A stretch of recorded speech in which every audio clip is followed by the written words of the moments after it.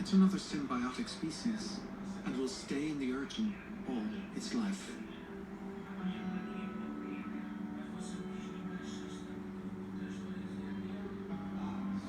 And here we have another example, the white spot anemone shrimp. It lives in the anemones, which protect them from their own venom with a mucus layer.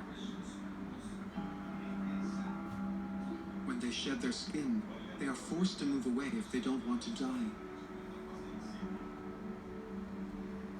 With their new shell, they return slowly to being protected by the anemone.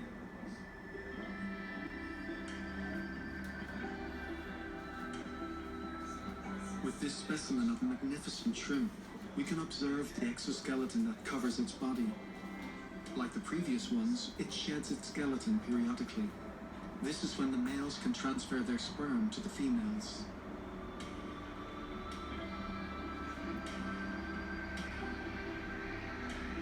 The imperial shrimp is one of the most beautiful of the species.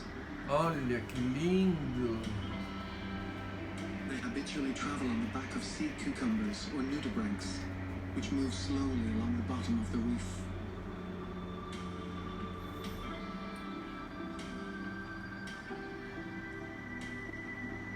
Like the other symbiotic shrimps, it feeds on remains of plankton and other waste products.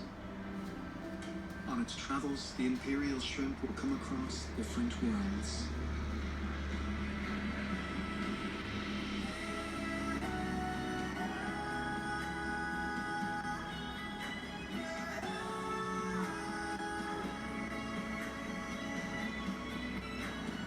On the bottom, terraces of acropores.